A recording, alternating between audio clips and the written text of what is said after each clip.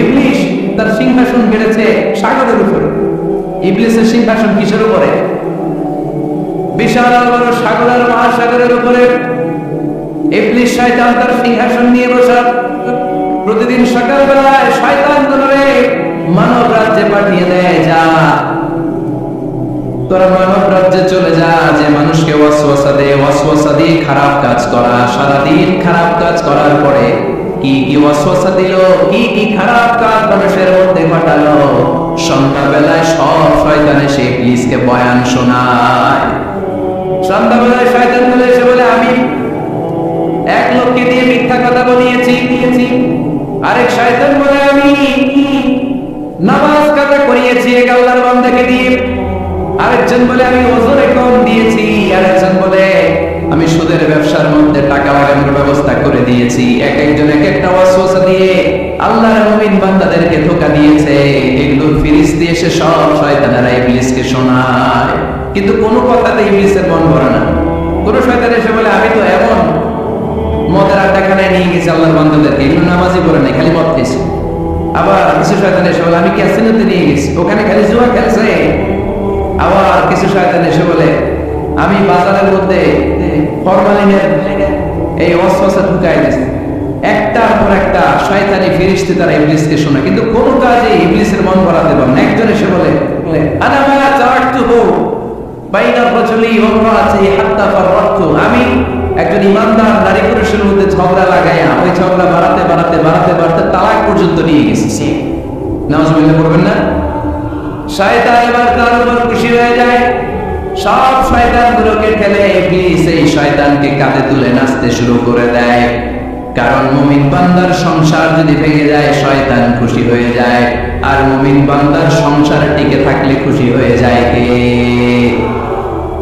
এজন্য নীলফামারীর ভাইরা, ঝগড়া করা যাবে না। দাম্পত্য জীবনকে সুখী করতে চাইলে ঝগড়াকে আমরা নো বলে দিব। ঝগড়া অনেক সময় হবে, কিন্তু এটাকে বাড়তে দেওয়া যাবে না, এটাকে আমরা স্পেস দিব না, ওইখানে থামাই দিতে হবে। রাজি আছেন তো সবাই? আল্লাহ রাসূল সাল্লাল্লাহু আলাইহি ওয়াসাল্লামের ফ্যামিলিতে ঝগড়া হতো। আম্মা জান আয়েশা রাদিয়াল্লাহু তাআলা আনহার সাথে আল্লাহ রাসূল সাল্লাল্লাহু আলাইহি ওয়াসাল্লামের ঝগড়া হতো, হাদিসে পাওয়া যায়, কিন্তু এগুলো ছিল মধুর ঝগড়া, সুন্দর ঝগড়া। সুবহানাল্লাহ পড়েন।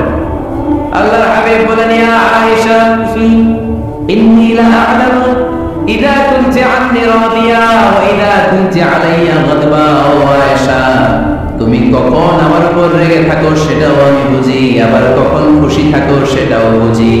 আম্মা জান আয়েশা বললেন, ইয়া রাসূলুল্লাহ, ইয়া হাবিবাল্লাহ, কেমন করে আপনি বোঝেন যে আমি আপনার উপর রেগে আছি, আবার কেমন করে আপনি বোঝেন আমি আপনার উপর সন্তুষ্ট আছি? বিশ্বনবী বললেন, আয়েশা, তুমি যখন আমার উপরে খুশি থাকো, আমার উপর যখন তুমি রাজি থাকো, তখন তুমি দোয়ার সময় এইভাবে দোয়া করো, ওয়া রাব্বি মুহাম্মদ, মুহাম্মাদের রব, আপনি আমাদের সব গুনাহগুলো মাফ করে দেন। আর যখন তুমি আমার উপর রেগে থাকো, তখন তুমি আমার নামটা মুখ দিয়ে উচ্চারণ করো না।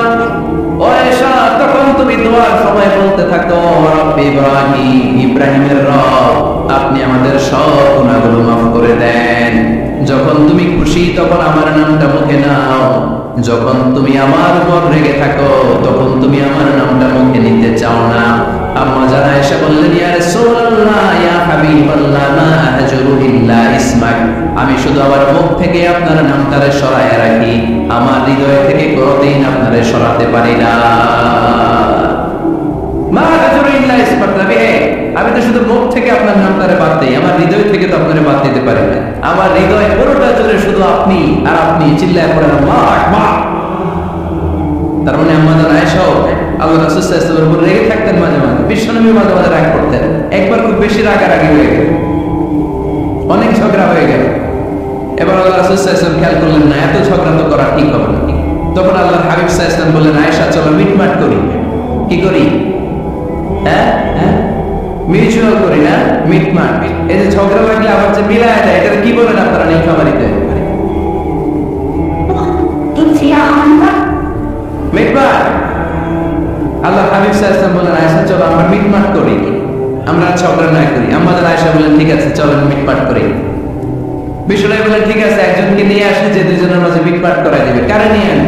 ওমর ফারুককে নিয়ে আসি। আম্মা জান আয়েশা বলেন, না, আমারও গলি, ওমরের মেজাজ গরম, আমার ভয় লাগে। সুবহানাল্লাহ বলবেন না?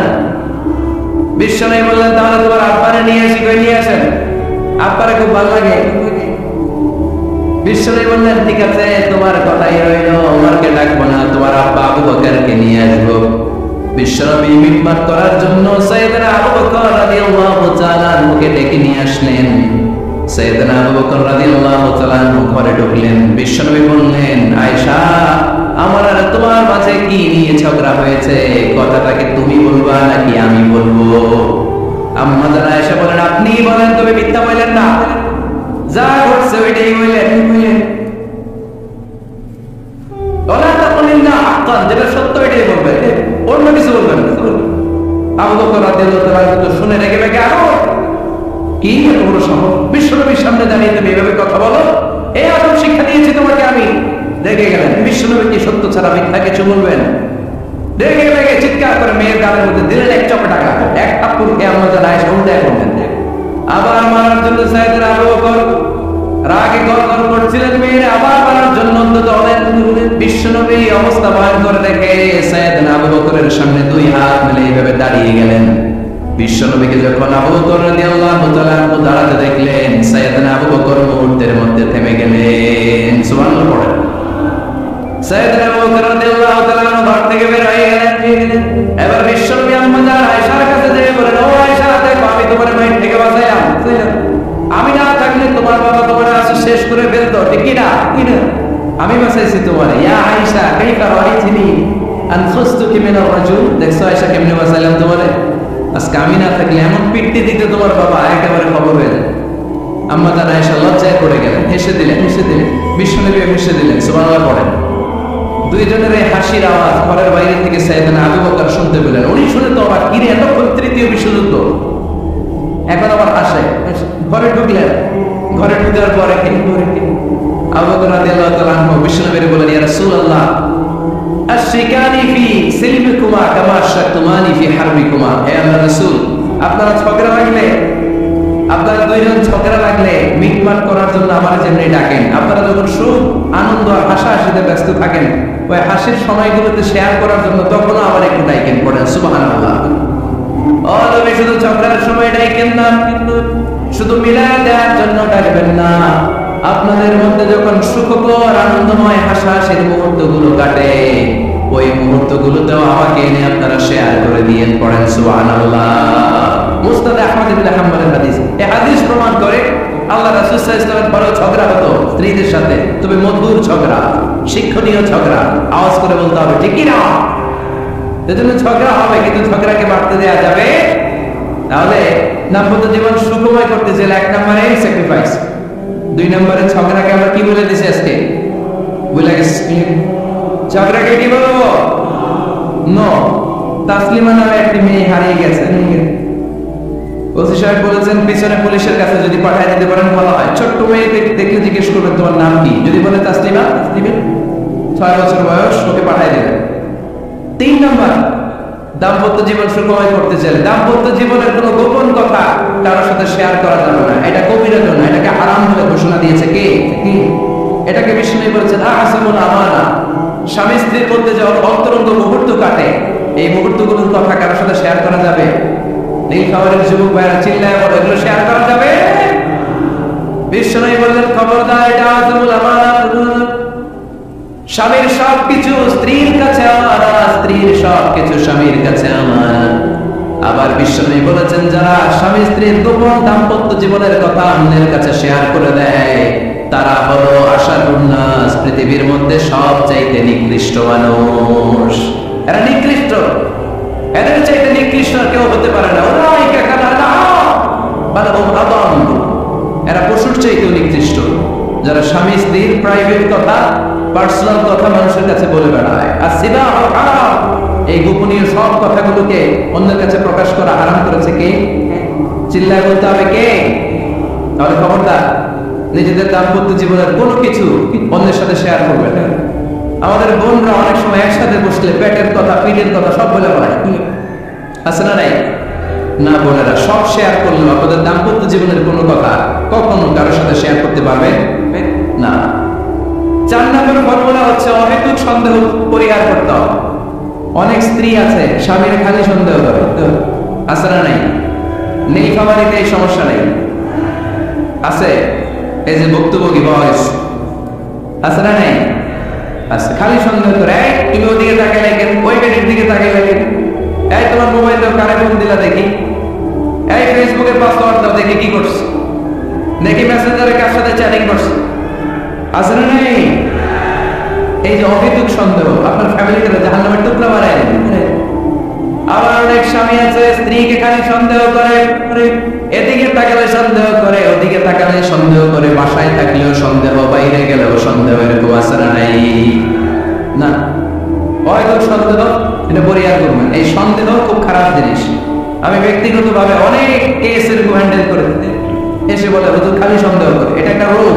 এটা কি আপনার ফ্যামিলিটারে শেষ করে ফেলে। এজন্য অহেতুক সন্দেহ পরিহার করবেন। হ্যাঁ, সত্যি যদি পরকীয়ার কোনো ঘটনা ঘটে থাকে ওটা নিয়ে বসেন, ফেস টু ফেস কথা বলেন, ফ্যামিলি মিটিং করেন, সরাসরি সেটেল করার চেষ্টা করেন। কিন্তু অহেতুক সন্দেহ একটা রোগ। এই রোগ থেকে আল্লাহ তুমি দাম্পত্য জীবনকে বাঁচাও, আমরা আওয়াজ করে পড়বো আমিন। 5 নাম্বার, স্বামী স্ত্রী একে অপরকে আল্লাহর বিধান স্মরণ করায় দিন। স্বামী যদি ফজরের সময় ঘুমায় থাকে, স্ত্রী ডেকে দেওয়ার দরকার আছে না নাই? আবার স্ত্রী যদি ঘুমায় থাকে, স্বামীর ডেকে দেওয়ার দরকার আছে না নাই? কোন স্বামী যাবে জান্নাতে, তার স্ত্রী যাবে জাহান্নামে। আবার স্ত্রী হবে জান্নাতি, স্বামী যাবে জাহান্নামে। এরকম আমরা চাই নাকি? আমরা যখন জান্নাতে যাব, আমার স্ত্রীর হাত ধরে একসাথে জান্নাতে ঢুকতে চাই, ঠিক কি না? আবার আমার স্ত্রী যখন জান্নাতে যাবে, সে একা ঢুকতে পছন্দ করবে? এজন্য আমরা দুনিয়াতে যেমনি এক ছাদের নিচে এক জায়গায় এক বাড়িতে, জান্নাতে আমরা এক বাড়িতে থাকতে চাই। আওয়াজ করে বলতে হবে ঠিক কি না? এজন্য গবেষকরা বলেছে স্বামী স্ত্রীর ভালোবাসাটাকে তারা বলে লাভ পিরামিড। কি পিরামিড? লাভ পিরামিড। এই ত্রিভুজ আকৃতি, কি রে ভাই? লাভ পিরামিড, ত্রিভুজ আকৃতি, ট্রায়াঙ্গেল। আপনারা ত্রিভুজ চিনেন? কথা কয় না। ত্রিভুজের কয় কোণা? 3 কোণা। এই যে এরকম, তাই না? এই জন্য স্বামী স্ত্রীর ভালোবাসাটাকে বলে লাভ পিরামিড। উপরে এরকম সমস্যার মতো না, উপরে থাকে আল্লাহ, আর ডানে স্বামী, বায়ে স্ত্রী। এই 2 কোণায় স্বামী স্ত্রী, আর উপরের কোণায় আল্লাহ। স্বামী স্ত্রী যদি আল্লাহর আনুগত্যের দিকে যেতে চায়, যতই তারা couple come to Allah, they come closer to each other. তারা যদি আল্লাহর কাছাকাছি যায়, তারা নিজেরাও কাছাকাছি হয়, ঠিক কি না? তারা আল্লাহর কাছে যেতে যেতে আল্লাহর ইবাদতে যদি একেবারে আল্লাহর কাছে চলে যায়, তারা নিজেরাও কাছাকাছি চলে যায়, ঠিক কি না? আর তারা আল্লাহর আনুগত্য থেকে যত দূরে সরে, তারা নিজেরাও নিজেদের থেকে তত দূরে সরে পড়ে, চিল্লায় পড়ে, ঠিক কি না? লাভ পিরামিড এটা।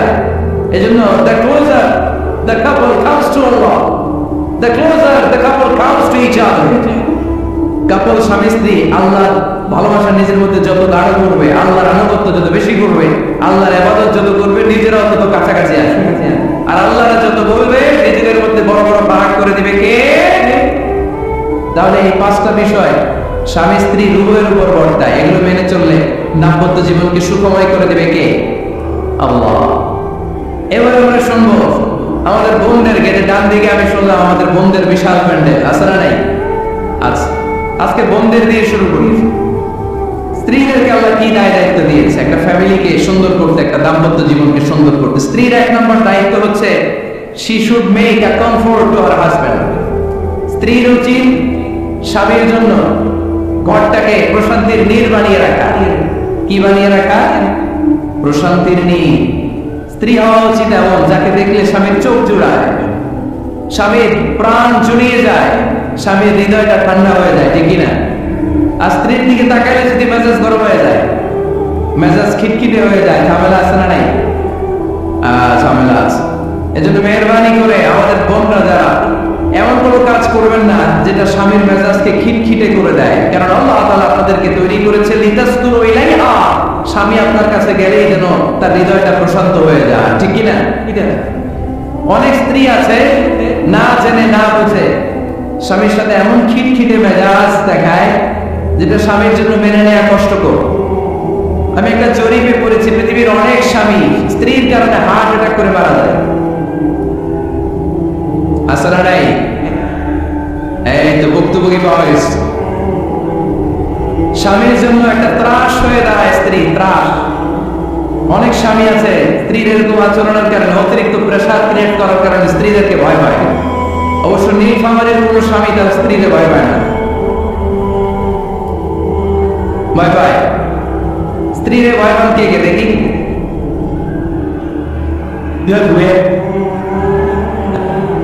ভয় পান আপনারা? ভয় পান? হ্যাঁ, এক অফিসের বড় সাহেব তার স্ত্রীর খুব ভয় পায়, প্রচন্ড ভয় পায়। তো সে মনে মনে ভাবলো, দেখি আমার অফিসের যারা স্টাফ আছে, ম্যানেজাররা আছে, এরা কতটুকু ভয় পায়, এরা ভয় পায় কিনা। তো একদিন সকালবেলা অফিসের সব স্টাফ গুলোর একসাথে দাঁড় করে বলছে, এই আপনারা যারা যারা আপনাদের স্ত্রীদেরকে ভয় পান তারা ডান দিকে যান, আর যারা স্ত্রীকে ভয় পান তারা বাম দিকে যান। অফিসের সব কর্মচারী ডান দিকে চলে গেছে, সবাই ভয় পায়, একজন শুধু বাম দিকে। বাম দিকে কয়জন ভয় পায় না, আর যারা ভয় পায় এরা ডান দিকে, ডান দিকে সবাই। তো বড় সাহেব ভাবছে, আলহামদুলিল্লাহ আমার অফিসে একজন হইল বীর পুরুষ আছে। তো বীর পুরুষের কাছে যে বলে, ঘটনা কি, আপনি মোটেও ভয় পান না? স্যার, প্রতিদিন অফিস করার জন্য যখন ঘর থেকে বের হয় আমার বউ আমারে বলে দেয়, খবরদার সবাই যেদিকে যায় তুমি কিন্তু ওইদিকে যাবে না, সবাই যেদিকে যায় তুমি ওইদিকে গেলে খবর আছে। বড় সাহেব তো খবরদার, এটা তো আরো না, ঠিক কিনা? এজন্য বন্ধুদেরকে বলবো, লিতাসকুনু ইলাইহা, এমন ভাবে আপনি আপনার স্বামীর সামনে নিজেকে প্রেজেন্ট করেন যাতে আপনাকে দেখলে আপনার স্বামীর চোখ জুড়িয়ে যায়, হৃদয়টা প্রশান্ত হয়ে যায়, আপনাকে দেখলেই আপনাকে ভালোবাসতে মনে চায়, ঠিক কিনা? কিনা? এজন্য রব্বুল আলামিন বলেন, আমি নারীদেরকে তৈরি করেছি লিতাসকুনু ইলাইহা, যেন পুরুষেরা স্ত্রীদের সংস্পর্শ যখন পায় পুরুষদের হৃদয়টাকে প্রশান্ত করে দেয়। কে? রব্বুল আলামিন বলেছেন, খাদিজার জন্য জান্নাতে আমি এমন একটা ঘর বানিয়েছি যে ঘরের মধ্যে কোনো বিশৃঙ্খলা নাই। খাদিজার জন্য জান্নাতে এমন একটা প্রাসাদ আমি বানিয়েছি যে প্রাসাদের মধ্যে কোনো আওয়াজ নাই, কোনো কোলাহল নাই। বাইশদের মাঝে যখন দাওয়াত দিতেন সব বিশৃঙ্খলা ঝামেলা গোলমাল শেষ করে রাতের বেলায় যখন খাদিজার ঘরে বিশ্বনবী ঢুকতেন, বিশ্বনবীর হৃদয়টারে প্রশান্ত করে দিত কে? আম্মাজান খাদিজা বিশ্বনবী সাল্লাল্লাহু আলাইহি ওয়াসাল্লামের জন্য এমন ঘর উপহার দিয়েছেন যে এই ঘরে বিশ্বনবী আসলে বিশ্বনবীর হৃদয়টা ঠান্ডা হয়ে যায়। সুবহানাল্লাহ পড়েন। অনেক স্ত্রী আছে স্বামী ঘরে ঢুকলেই ঘরে আটা নাই, রুটি নাই, চাল নাই, ডাল নাই, এটা লাগবে ওইটা লাগবে, ওখানে যেতে হবে, একটার পর একটা ফিরিস্তি বলে বেড়ায়, আছে না? নাই না, এটা করবেন না। আপনার কি লাগবে এই সব দায়িত্ব আল্লাহ তাআলা স্বামীকে দিয়েছে, স্বামীকে জানাবেন, তবে ধীরে সুস্থে, ধীরে সুস্থে স্বামীর জন্য ঘরটাকে এমন করে রাখতে হবে যেন ঘরে ঢুকলেই স্বামীর হৃদয়টাকে প্রশান্ত করে দেয় কে? এজন্য স্ত্রীর প্রথম দায়িত্ব ঘরটার প্রশান্তির নির্বাহন। এখানে কি আবার কি, আবার কি এখানে মারামারি, দুই দল নাকি?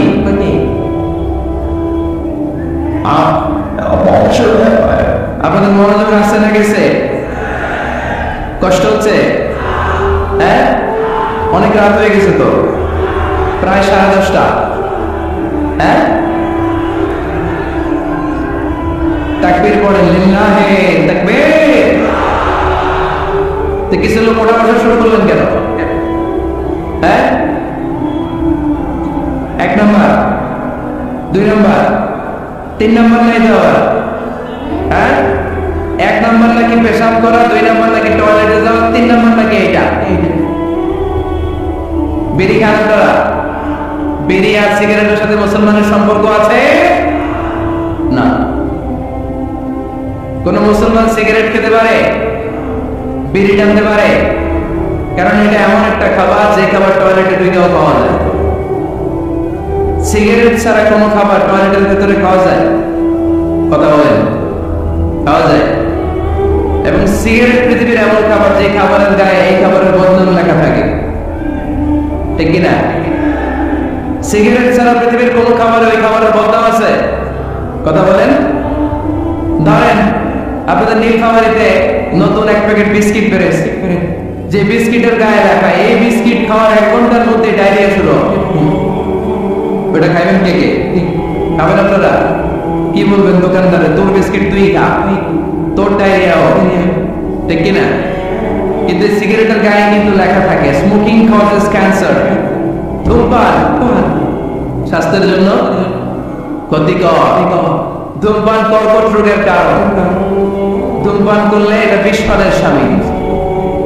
এই সিগারেট এটা তৈরি হয় তামাক পাতা থেকে, টোবাকো প্ল্যান্ট। এই তামাক পাতা চাষ হয় নাকি নীলফামারীতে? হ্যাঁ, বাংলাদেশে সবচেয়ে বেশি, সবচেয়ে বেশি নীলফামারীর কোন থানায়? সদরে, শহর অঞ্চলে। আচ্ছা, এই তামাক পাতার চারদিকে বেড়া দেওয়া লাগে না, জানেন? কারণ ছাগলের মুখ দেয় না। তো যেটা ছাগলে খায় না এটা মানুষ খেতে পারে? আওয়াজ করে বলেন। তাহলে ঝগড়ায় যেমনি আজকে আমরা নো বলে দিলাম, এই সিগারেট, এই মাদক, এগুলোকে আজকের প্রোগ্রাম থেকে আমরা নো বলে দিব। পারা যাবে? মাদককে আমরা নো বলে দিলাম। আওয়াজ করে বলেন, মাদক আর সিগারেটকে কি বললাম? নো। আল্লাহ তুমি বুঝার তৌফিক দান করো, আমরা পড়ি আমিন।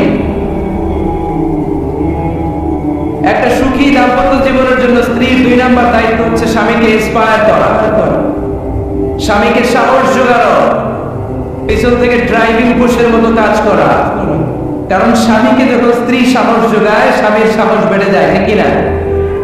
আল্লাহর হাবিব সাল্লাল্লাহু আলাইহি ওয়াসাল্লামের কাছে কোরআনের আয়াত নাযিল হলো, ইকরা বিসমি রাব্বিকাল্লাযী খালাক, খালাকাল ইনসানা মিন আলাক, ইকরা ওয়া রাব্বুকাল আকরাম, আল্লাযী আল্লামা বিল কলম, আল্লামাল ইনসানা মা লাম ইয়ালাম। পড়েন আল্লাহু আকবার।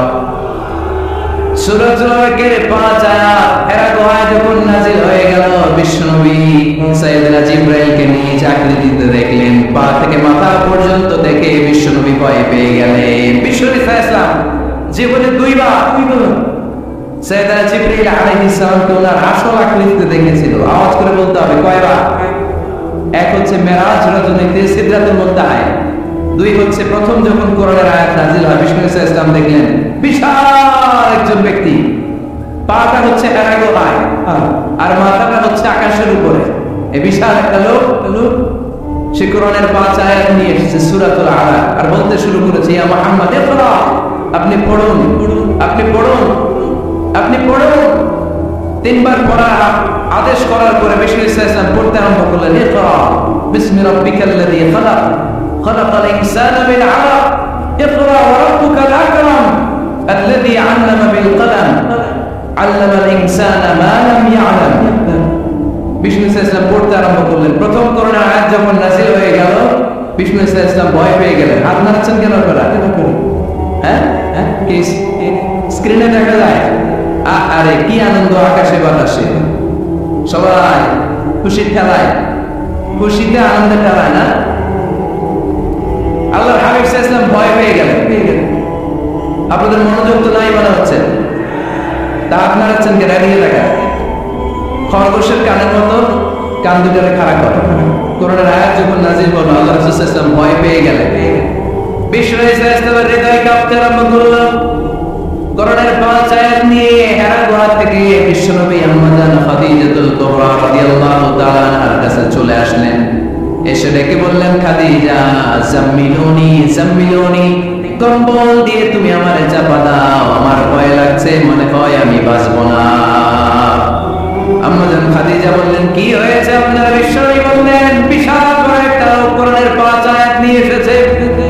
ওই লোকের পা হেরা গুহার মধ্যে, মাথাটা আকাশের উপরে, এত বিশাল সত্তা, বিশাল কোন মানুষ জীবনে আমি দেখি নাই। এসে সে পরিচয় দিয়েছে সে নাকি জিবরাইল ফেরেশতা। বিশ্বনবী বললেন, মনে হয় আমি বাঁচব না, আমার জ্বর চলে এসেছে, আমার হৃদয়ের মধ্যে কাঁপুনি শুরু হয়েছে, তুমি আমারে কম্বল দিয়ে চাপা দাও। আম্মাজান খাদিজা বললেন, ও নবী, ভয় পাবেন না, আমার আল্লাহ কোনদিন আপনারা অপমান করবেন না। সুবহানাল্লাহ পড়ে, ওয়াল্লাহি ওয়াল্লাহি লা ইউযিকাল্লাহু আবাদা। নবী গো, আল্লাহ আপনারা অপমান করবেন না, কারণ আপনার মধ্যে এমন এমন ভালো ভালো গুণ আছে, এই গুণাবলীগুলি যে মানুষের মধ্যে থাকে তাকে আমার রব কোনদিন অপমান করতে পারে না। চিল্লায় বলেন ঠিক কি না?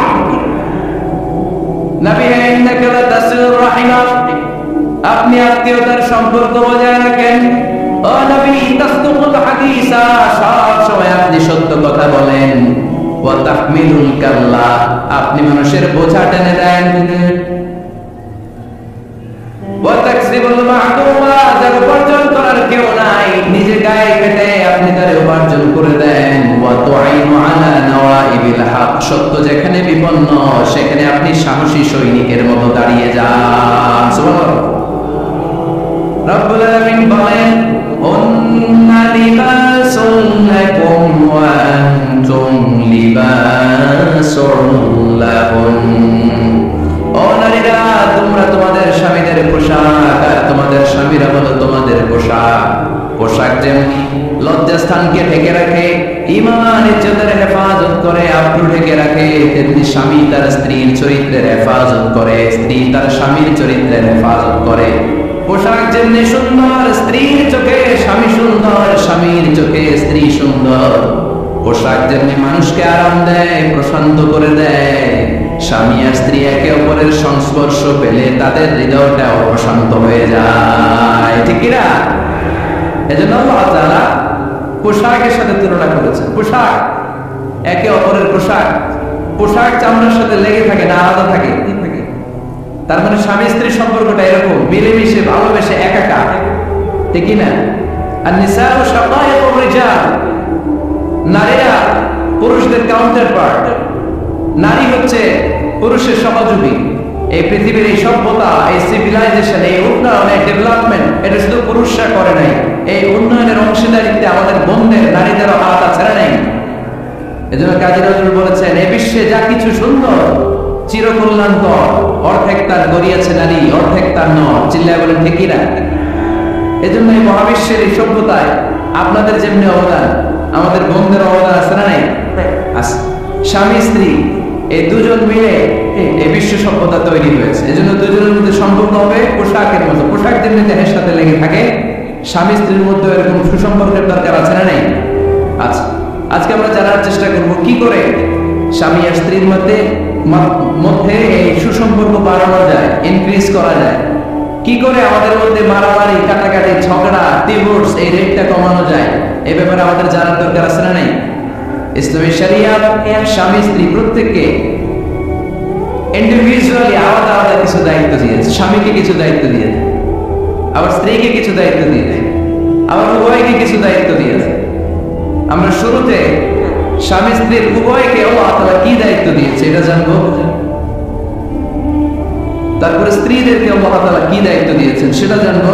সবশেষে স্বামীদেরকে আল্লাহ তাআলা কি দায়িত্ব দিয়েছে সেটা জানবো। এই দায়িত্বগুলো পালন করার মধ্য দিয়ে দাম্পত্য জীবনকে সুখময় করে দিবে কে?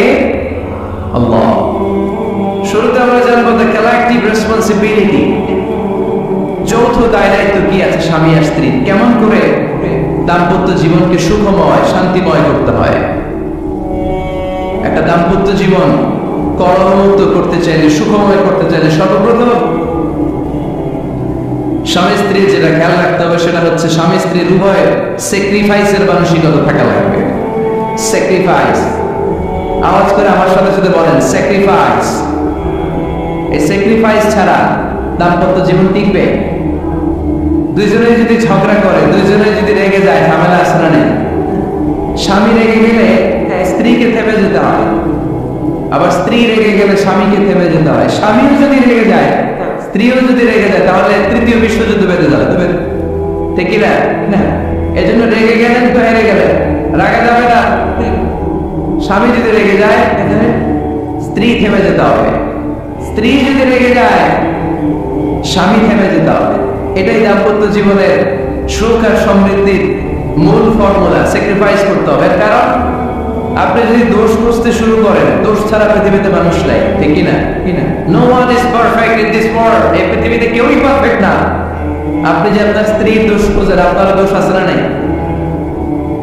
আবার ভাবি যদি আপনার খালি দোষ খুঁজে, ভাবিরও দোষ আছে না নাই? না, এজন্য দোষ খুঁজবেন না, স্যাক্রিফাইস করেন, একটু মানিয়ে নিন।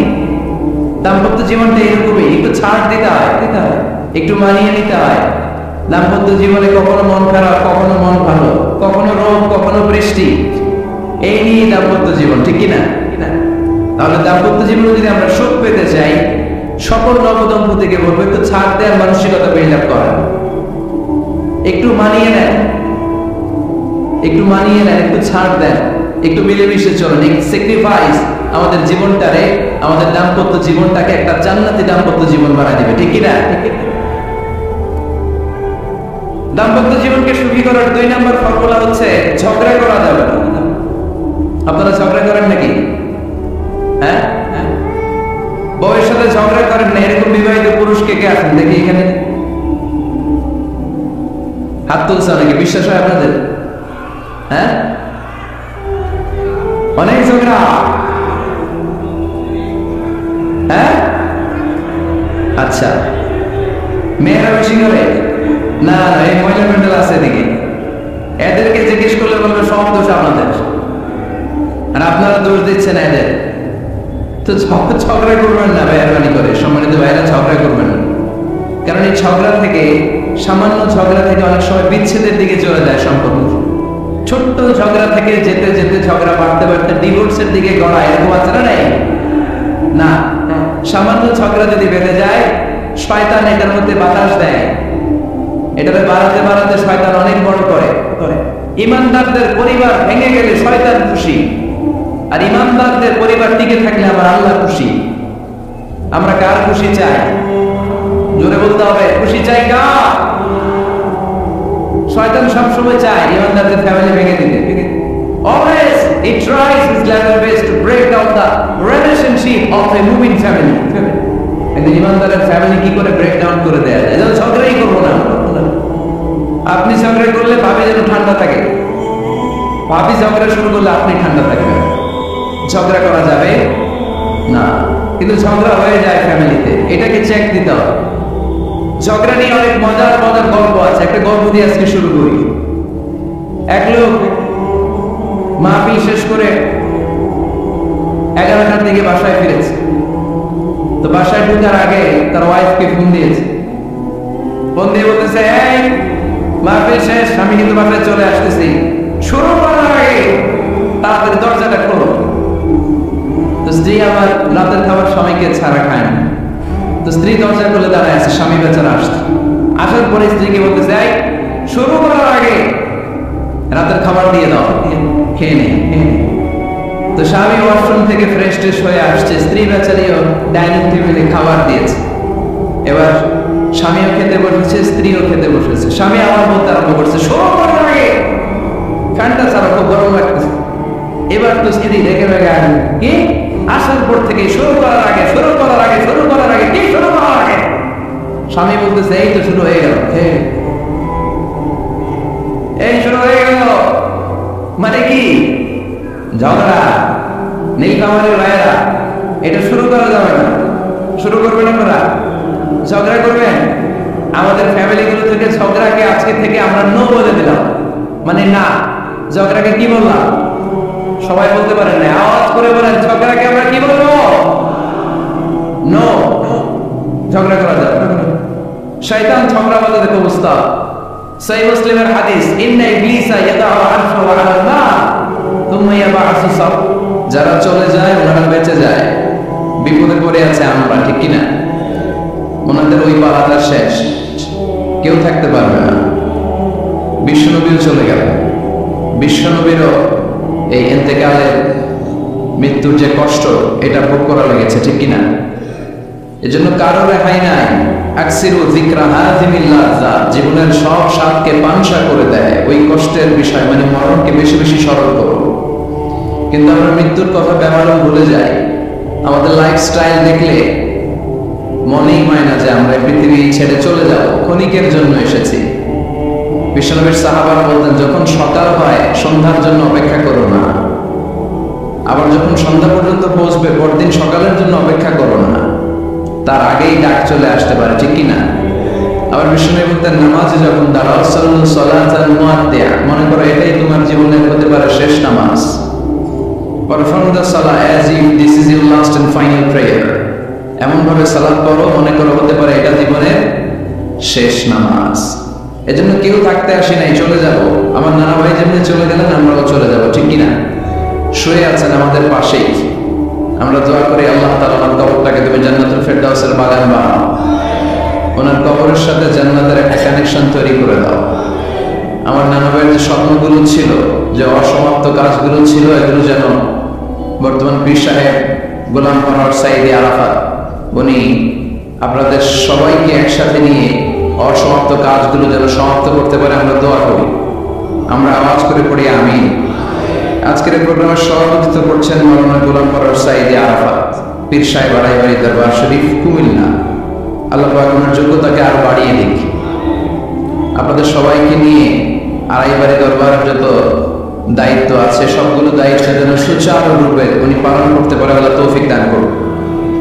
আমার আগে কথা বলেছেন হযরত মাওলানা আল্লামা সাদিকুর রহমান আজহারী সাহেব, এর আগে কথা বলেছেন আমার আরেক নানা ভাই গোলাম সরোয়ার সাইদি পীর সাহেব। দরবারের অনেক বড় বড় ওলামায়ে কেরাম আজকে কথা রেখেছে, যারা এই কথা রেখেছে নিশ্চয়ই কোরআন থেকে কথা বলছে। সবগুলো কথা যেন আমরা আমল করতে পারি, আল্লাহ তুমি তৌফিক দাও। এই মাহফিলগুলোর অ্যারেঞ্জমেন্ট করা হয় যাতে আমাদের জীবনের পরিবর্তন আসে। আমরা আসলে ভুলে গেছি যে আমরা চলে যাব, মাটির কবর কিন্তু আমাদের সবাইকে যেতে হবে, ঠিক কিনা? একদিন মাটির ভেতরে হবে ঘরে মন আমার, কেন বন্ধ দালান ঘর, প্রাণ পাখি উড়ে যাবে পিঞ্জর ছেড়ে, ধরা ধামে সবই রবে তুমি যাবে চলে, বন্ধু বান্ধব যত মাতা পিতা দ্বারা সুত সবই হবে তোমার পরে মন আমার, কেন বাঁধ দালান ঘর, একদিন মাটির ভেতরে হবে ঘরে মন আমার, কেন বাঁধ দালান ঘর, ঠিক না?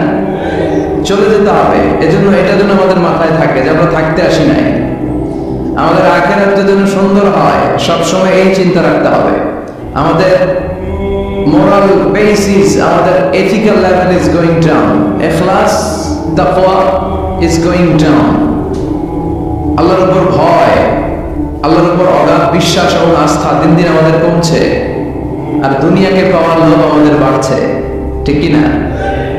কিন্তু আমরা থাকতে আসি নাই, চলে যাব। আমাদের অনেক লাগবে। গোটা বিশ্বে দেখবেন যে একটা প্রতিযোগিতা মানুষের মধ্যে ছুটছে, মানুষ পাগলের মতো। আরো লাগবে, আরো টাকা লাগবে, আরো সম্মান লাগবে, আমার আরো দাপট লাগবে, আরো জায়গা লাগবে, আরো ফ্ল্যাট লাগবে, আছে না নাই? বিশ্বনবী বলেন বনি আদমের প্রত্যেককেও যদি একটা স্বর্ণের পাহাড়ের মালিক বানিয়ে দেয়া হয়, কিসের পাহাড় কথা বলেন? আচ্ছা, একটা স্বর্ণের পাহাড়ের মালিক যদি আপনি হন, আপনার পুরো 14 পুরুষ মিলে ওই স্বর্ণের পাহাড় যদি বিক্রি করেও খান, ওই পাহাড়ের অর্ধেক শেষ করতে পারবেন? বিশ্বনবী বলেন প্রত্যেককে যদি একটা স্বর্ণের পাহাড়ের মালিকও বানিয়ে দেওয়া হয়, প্রত্যেকে চাবে আরো একটা স্বর্ণের পাহাড় কেমনে নেওয়া যায়। কত বড় টাকা, ঠিক কিনা? কবরের মাটি ছাড়া কোনো কিছু বনি আদমের এই মুখকে বন্ধ করতে পারবে? আরো লাগবে, খাই খাই খাই খাই, আরো দাও, পাই নাই, এরকম অসন্তোষ আছে না নাই? অল্প খাবেন, অল্প পড়বেন, অল্প জমাবেন, অল্পের ভেতরে বরকত দিছে কে? এজন্য বেশি বেশি আমরা করব না, অল্পে সন্তুষ্ট থাকবো, আর শুকর করবো একজনের, তিনি কে? কারণ তিনি পারেন আপনার মনের সব জ্বালা যন্ত্রণা দূর করে দিতে। আল্লাহ পাক আমাদেরকে সহি সমঝ দান করুন। সবাই বলেন আমিন। আপনাদের কষ্ট হচ্ছে না তো? বলেন কি, রাত বাজে 11:30, শহরের ভিতরে এত রাতে কথা বলা যায়? হ্যাঁ, কথা বলা যাবে? তো আমরা খুব বেশি লম্বা চড়া সময় নেব না। শহরের মানুষ খুব ব্যস্ত থাকে, কারো অফিস আছে সকালে, কারো ব্যবসা প্রতিষ্ঠান খুলতে হবে। তো আমরা অল্প কয়েক মিনিট, অল্প সময় কথা বলবো, বেশি লম্বা সময় নিব না। তবে যতক্ষণ শুনবো মনোযোগের সাথে শুনবো, ইনশাআল্লাহ বলেন। আর উঠা বসা করা যাবে না, করা যাবে? তো আমরা অল্প কয়েক মিনিট কথা শুনবো আমলের নিয়তে। আগে নিয়তটাকে খালিস করে নিই যে আল্লাহ, এই যে এত দামি সময় ব্যয় করে আমরা আসলাম, যা শুনবো এটা যেন আল্লাহ আমল করতে পারি। চিল্লায় পড়েন আমিন। আজকে কোরআনের সবচেয়ে দামি সূরাটা নিয়ে আমি কথা বলবো। সবচেয়ে দামি কোরআনে মোট সূরা কয়টা? সবাই বলেন। আমি যখন কথা বলি আমি ক্লাস নেই, তাফসীর মাহফিলে আমি বলি কি ক্লাস, তো ক্লাসে উত্তর করতে হয়। আমি সোজা কথার মানুষ, সোজা কথায় বিশ্বাসী, এত প্যাচগোজ নাই, সহজ কথা। আমি ক্লাস করি। আমি তাফসীর মাহফিলকে নিয়েছি যে আমি প্রতিদিন রাতে একটা করে শীতকালে ক্লাস করি। তো এই ক্লাসে উত্তর দিতে হয়। টিচার যদি প্রশ্ন করে উত্তর দেওয়ার দরকার আছে না নেই? আর টিচার প্রশ্ন করে, টিচার শিখায়, ছাত্র অমনোযোগী, ফেল করার সম্ভাবনা আছে না নেই? তো আমরা যেন পাশ করতে পারি, ঠিক কিনা? যতক্ষণ কথা বলবো, প্রশ্ন করলে আওয়াজ করে উত্তর দিতে হবে, বাগের বাচ্চার মতো, ঠিক কিনা? আজকে কোরআনের সবচেয়ে দামি সূরাটা নিয়ে আমি কয়েক মিনিট কথা বলবো, ইনশাআল্লাহ। পড়ো। এবার বলেন কোরআনের সবচেয়ে দামি সূরা কি? হ্যাঁ? আর ইখলাস, আর ইয়াসিন, আর রহমান, আর বাকারা। বাকারা মানে কি? গাভী মানে কি? গরু। গাভী মানে কি? গরু। তো গাভীর নামে আল্লাহ কোরআনে একটা সূরা দিলেন। গাভীর দুধ খাবেন বেশি বেশি। বিষ্ণু বলতেন আলাইকুম বিআলবানিল বাকার, তোমরা গরুর দুধ খেও। ফাইন্নাহা তুরাম্মু মিনাল আশজার, কেননা গরুর দুধ এটা ঘাস পাতার নির্যাস। গরু কি খায়? ঘাস খায়। আবার বিষ্ণু বলতেন গরুর গোশত খায় কম, দুধ খায় বেশি, কেননা ফাইন্না ফি লাবানিহা শিফা, গরুর দুধে আছে শিফা, ওয়া ফি লাহমিহা দা, আর গোশতে আছে রোগ। এখন অনেক ডাক্তারের সিরিয়াল দিতে গেলে ডাক্তার বলে লাল গোশত যারা খায় এরা যেন আমার সিরিয়াল না নেয়, কারণ আমি যতই ওষুধ দেব কোনো কাজ করবে না। Red meat is strictly prohibited for my patient. আমার রোগীর জন্য লাল মাংস খাওয়া নিষিদ্ধ।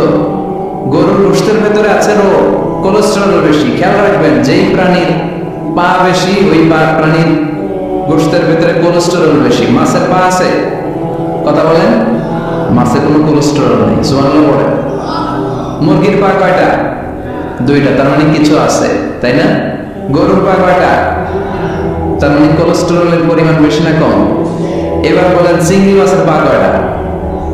কয় বছর হিসাব নাই, তাহলে কোলেস্টেরলের হিসাব নাই।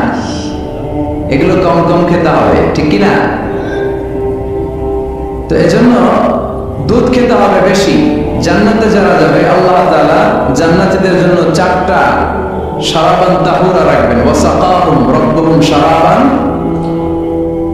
মাসালুল জান্নাতিল্লাতী উইদাল মুত্তাকুনা ফীহা আনহারুম মিন মাইন গায়রি আসিন ওয়া আনহারুম মিন লাবানিন লাম ইয়াতাগায়্যার তা'মুহু ওয়া আনহারুম মিন খামরিন লাযযাতিন লিশ-শারিবিন ওয়া আনহারুম মিন আসালিন মুসাফফা। সুবহানাল্লাহ। জান্নাতে যারা ঢুকবে, জান্নাতীদের গলায় যেন কোনো তৃষ্ণা না লাগে, এই জন্য আল্লাহ তাআলা জান্নাতের ভেতরে 4 ধরনের শারাবান তাহুরার ঝর্ণা রাখবেন। কয় ধরনের? 1 নাম্বার হচ্ছে মিনারেল ওয়াটারের ঝর্ণা। মিনারেল ওয়াটার খান আপনারা? কোনটা খান? মামু খান, কেউ ফ্রেশ খায়। আর অ্যাকুয়াফিনা, আর কি খান? স্পা কিনলে এটা সবচেয়ে ভালো। এটার মধ্যে ঝামেলা কম, এটা টেস্ট করে জানা গিয়েছে। কিনলে খাবেন কোকা-কোলা কোম্পানির, এটা ভালো পানি। কিনলে সবচেয়ে purified water ever in Bangladesh, বাংলাদেশে পাওয়া পরীক্ষিত সবচাইতে বিশুদ্ধ পানি হচ্ছে কিনলে। তো একজনকে মার্কেটিং করে দিতেছে হুজুরে। ভালো জিনিসের প্রশংসা করতে হয়, ঠিক কিনা? তো জান্নাতে যারা যাবে তাদের জন্য আল্লাহ তাআলা 4 ধরনের শারাবান তাহুরা রাখবে। সুবহানাল্লাহ বলবেন না? 1 নাম্বার মিনারেল ওয়াটার। মিনারেল ওয়াটারের ঝর্ণা, আপনি ওখান থেকে দেদারসে পান করবেন। নাম্বার 2 দুধের ঝর্ণা। দুধের ঝর্ণা, ফ্রেশ মিল্ক এর ঝর্ণা থাকবে। নাম্বার 3 মধুর ঝর্ণা। মধু খাবেন বেশি বেশি, মধুর মধ্যে শিফা আছে। এই কোরআনে 2টা জিনিসের ক্ষেত্রে আল্লাহ উল্লেখ করেছেন শিফা। এক হচ্ছে কোরআন, কোরআনটা নিজেই শিফা। সুবহানাল্লাহ। আর হচ্ছে মধু, মধুর ভিতরে শেফা আছে না নাই? আছে। তো বিশুদ্ধ পানির ঝর্ণা, দুধের ঝর্ণা, মধুর ঝর্ণা, আর একটা থাকবে মদের ঝর্ণা। সুবহানাল্লাহ বাড়ি থেকে বলেন। দুনিয়াতে মদ খাওয়া আরাম করছে কে? আর ওই আল্লাহ জান্নাতে আপনাদেরকে মদ খাওয়াবে। বোতলের মতো আছে, এটার নাম রাহিকুম মাখতুম, সিল্ড ওয়াইন। মিজাজুহা কাফুরা, কর্পূরের ফ্লেভার থাকবে। মিজাজুহু মিন তাসনিম, তাসনিমের ফ্লেভার থাকবে। মিজাজুহা জানজাবিলা, জিঞ্জার ফ্লেভার, আদার ফ্লেভার থাকবে। সুবহানাল্লাহ পড়ে। কিন্তু ওই মদ খেলে মুখে দুর্গন্ধ হবে না, মাথায় মাত্র নিয়ে আসবেন আল্লাহু আকবার। কারণ ওই মদটা জান্নাতের যে সুন্দর সুন্দর সুঘ্রাণ আল্লাহ গাছ আছে, ফুল আছে, ওই ফুলের নির্যাস থেকে আল্লাহ বানাবেন। সুবহানাল্লাহ পড়েন। এজন্য 4 ধরনের সুপেয় পানি আল্লাহ তাআলা জান্নাতীদের জন্য রাখবেন। এর চেয়ে দামি একটা পানি রাখবেন, ওটার নাম হচ্ছে আল কাউসার। কি নাম? পড়েন, ইন্না আ'তাইনাকাল কাউসার ফাসাল্লি লিরাব্বিকা ওয়ানহার ইন্না শানিআকা হুয়াল আবতার। সুবহানাল্লাহ। কাউসারের একটা ঝর্ণা থাকবে। এই কাউসারের পানি আহলা মিনাল আসাল, হাউজে কাউসারের পানি মধুর চেয়েও মিষ্টি। আবিয়াদু মিনাল লাবান, দুধের চেয়েও সাদা। আবরাদু মিনাস সাজ, বরফের চেয়েও ঠান্ডা। এক ঢোক যে খাবে চিরকালের জন্য তৃষ্ণা মিটে যাবে। এই সবগুলো যেন আল্লাহ আমরা পান করতে পারি। আর জোরে করেন আমিন। জান্নাত এমন জায়গা যে জায়গায় শুধু শান্তি আর শান্তি। জান্নাতে অশান্তি আছে? মারামারি, কাটাকাটি, কিলাকিলি, হরতাল, টেনশন, বেড়া আছে কি? আরাম। জান্নাতে আছে কি? নাই কি? বেড়া। আরামের জায়গায় কোনো টেনশন নাই। জান্নাতের ভিতরে রোদ নাই, বৃষ্টি নাই, ভূমিকম্প আছে? দুনিয়াতে ভূমিকম্পের টেনশন হয় না? বন্যা আছে জান্নাতে? পুলিশের দৌড়ানি, র্যাবের দৌড়ানি আছে? বাড়ি ভাড়ার টেনশন, বিদ্যুৎ বিল, গ্যাসের বিল, ঘুমে ধরে না আমাদের, ঠিক কিনা? জান্নাতে কোনো টেনশন না। জান্নাত হচ্ছে আরামের জায়গা। আপনারা যারা যাবেন জান্নাতে 60 হাত লম্বা হয়ে ঢুকবেন। আহলুল জান্নাতে জুরদা ওয়া মুরদা, জান্নাতীরা হবে পশমবিহীন। এই যে দুনিয়াতে দাড়ি রাখা ওয়াজিব বা সুন্নাতে মুআক্কাদা, কিন্তু জান্নাতীদের গালে কোনো দাড়ি থাকবে না, মোজ থাকবে না, গায়ে পশম থাকবে না। আবনাউ 30 ওয়া 30, সব জান্নাতি পুরুষরা হবে 33 বছরের তাগড়া যুবক। আল্লাহ এখানে যেমনি আমরা একত্রিত হলাম, তোমার জান্নাতেও যেন আমরা একত্রিত হতে পারি, তুমি তৌফিক দাও। আর জোরে করেন আমিন। এতগুলো কথা কোত্থেকে এসেছে জানেন? জিজ্ঞেস করেছিলাম সবচেয়ে দামি সূরা কোনটা? একজন বলছে বাকারা। বাকারা মানে গাভী, গাভী থেকে দুধ থেকে জান্নাত। সুবহানাল্লাহ পড়ে। কোরআনের কথা শেষ হতে চায় না, ইন্টার রিলেটেড, তাই না? একটার সাথে আরেকটা মিলে থাকে। খেয়াল রাখবেন, আল্লাহর কথা রাসূলের কথা কোনো ফাঁক ফোকর নাই, আছে? এজন্য এই দুইজনের কথাই আমরা মানব। বিদায় হজের ভাষণে বিশ্বনবী বলেছিলেন, লাকাদ তারাকতু ফীকুম আমরাইন লান তাদিল্লু মা তামাসসাকতুম বিহিমা কিতাবাল্লাহ ওয়া সুন্নাত রাসূলি। আমি তো চলে যাব, রেখে যাব দুটো জিনিস, যদি দুটো জিনিসকে মেনে চলো কখনো বিভ্রান্ত হবে না। একটা হচ্ছে আল্লাহর কিতাব, আর একটা হচ্ছে বিশ্বনবীর সুন্নাহ। এই দুইটা আমরা আঁকড়ে ধরবো। রাজি আছেন তো? পৃথিবী যেদিকে যাক আমি থাকবো দুইটা নিয়ে, ইনশাআল্লাহ। বলেন, কোরআনের সবচেয়ে দামি সূরা কোনটা বলেন? ফাতিহা। কিছু বলতেছে ফাতিহা, পিছনের ভাইরা কি বলবেন? হ্যাঁ, ইয়াসিন। আচ্ছা এবার বলেন, আমি সহজ করে দিই, বলেন কোন সূরা না পড়লে নামাজ হয় না? এবার ক্লু পাইছি, এবার ক্লু পেয়েছে। এই সূরা ছাড়া নামাজ হয় না। আমি যদি পড়াই হবে না, এই বছরের ইমাম সাহেব পড়াইলে হবে না, কিন্তু বাইতুল মুকাররমের প্রতি পড়াইলে আবার হবে। হবে না? শাইখ আব্দুর রহমান সুদাইস পড়ালে তো হবেই। খানিসে কত বড় মুফতি দেখছেন, ফতোয়া দিয়ে দিচ্ছে যে না, আসলেই হবে না। কারণ এটা এমন সূরা, এই সূরা না পড়লে নামাজ হয় না। বিশ্বনবী বুখারীর বর্ণনায় বলেছেন, আ'যামুস সূরা ফিল কোরআন, কোরআনের সবচেয়ে দামি সূরা। এটা আমার বানানোর কথা না, সবচেয়ে দামি সূরা। এই সূরার মতো সূরা কোরআনে তো নাই, তাওরাতের ভিতরেও নাই। ইনজিলের ভেতরেও নাই, জাবুরের ভেতরেও নাই। 7টা মাত্র আয়াত। কয়টা? কার কার মুখস্থ নাই? হাত তোলেন। সূরা ফাতিহা মুখস্থ নাই কার কার? হাত তোলেন। হিন্দু ভাই নাই কেউ? আমাদের অনেক মাহফিলে হিন্দুরা আসে, হিন্দুদেরও মুখস্থ। সুবহানাল্লাহ বলবেন না? আমি একবার লঞ্চের ভেতরে তুফানে পড়ছিলাম, তো লঞ্চ ডুবে যাবে তুফানের ধাক্কায়। তো দেখলাম লঞ্চের ভেতরে শুধু মুসলমানরা জিকির করে না, হিন্দুরাও জিকির করে। তুফান থেমে যায়, জিকিরও থেমে যায়। কত বড় টাকা আছে! তুফান শুরু, জিকিরও। সবার মুখে এক চিৎকার, বাঁচা! কে বাঁচাবে?